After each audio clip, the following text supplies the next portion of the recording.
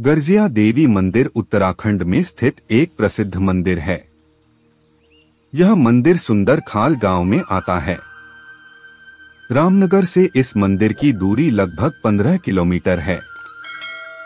यह मंदिर एक छोटी सी पहाड़ी के शीर्ष पर बना हुआ है, जो कोसी नदी के बीच में विराजमान है।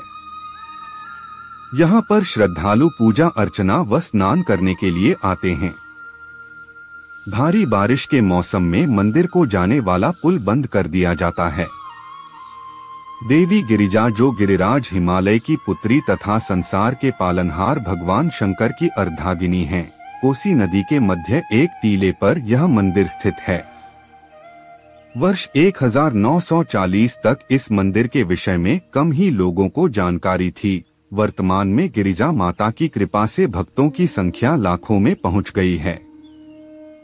इस मंदिर का व्यवस्थित तरीके से निर्माण 1970 में किया गया था, जिसमें मंदिर के वर्तमान पुजारी पंडित पूर्णचंद्र पांडे का महत्वपूर्ण प्रयास रहा है। इस मंदिर के विषय में महत्वपूर्ण जानकारी प्राप्त करने के लिए इसकी ऐतिहासिक और धार्मिक पृष्ठभूमि को भी जानना आवश्यक है। पुरातत्ववेत्ता का कथन है कि कूर्मांचल की सबसे प्राचीन बस्ती ढिकुली के पास थी, जहां पर वर्तमान रामनगर बसा हुआ है। कोसी के किनारे बसी इसी नगरी का नाम तब वैराटपत्तन या वैराटनगर था। कत्यूरी राजाओं के आने के पूर्व यहाँ पहले कुरु राजवंश के राजा राज्य करते थे, जो प्राचीन इंद्रप्रस्थ यानी आधुनिक दिल्ली के साम्राज्य की छत्रछाया में रहते थे। ढिकुली गर्जिया क्षेत्र का लगभग 3000 वर्षों का अपना इतिहास रहा है। प्रख्यात कत्यूरी राजवंश, चंद राजवंश, गोरखा वंश और अंग्रेजी शासकों ने यहाँ की पवित्र भूमि का सुख भोगा है। गर्जिया नामक शक्तिस्थल सन 1940 से पहले उपेक्षित अवस्था में था, किंतु सन 1940 से पहले की भी अनेक दंतश्रुतियां इस स्थान का इतिहास बताती हैं। वर्ष 1940 से पूर्व इस मंदिर की स्थिति आज की जैसी नहीं थी।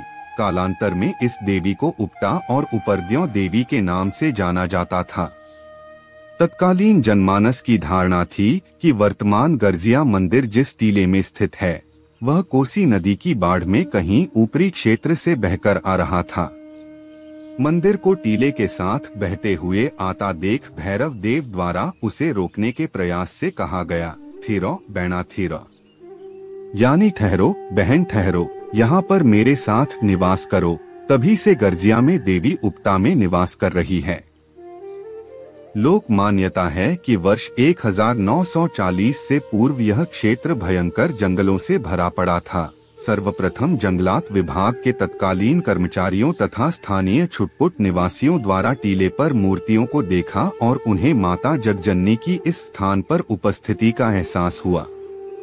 एकांत सुनसान जंगली क्षेत्र, टीले के नीचे बहते कोसी की प्रबल धारा, घासपूस की सहायता से ऊपर टीले तक चढ़ना, जंगली जानवरों की भयंकर गर्जना के बावजूद भी भक्तजन इस स्थान पर मां के दर्शनों के लिए आने लगे।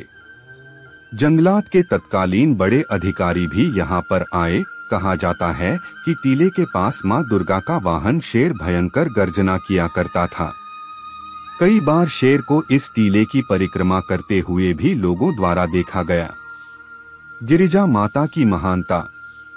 भगवान शिव की अर्धांगिनी मां पार्वती का एक नाम गिरिजा भी है। गिरिराज हिमालय की पुत्री होने के कारण उन्हें इस नाम से भी बुलाया जाता है। इस मंदिर में मां गिरिजा देवी के सतोगुणी रूप में विद्यमान है, जो सच्ची श्रद्धा से ही प्रसन्न हो जाती हैं। यहाँ पर जटा, नारियल, लाल वस्त्र, सिंदूर, धूप, दीप आदि चढ़ाकर वंदना की जाती है। मनोकामना पूर्ण होने पर श्रद्धालु घंटी या छत्र चढ़ाते हैं। नव विवाहित स्त्रियां यहाँ पर आकर अटल सुहाग की कामना करती हैं। निःसंतान दंपत्ति संतान प्राप्ति के लिए माता के चरणों में झोली फैलाते हैं। वर्तमान में इस मंदिर में गर्जिया माता की 4.5 फीट ऊंची मूर्ति स्थापित है।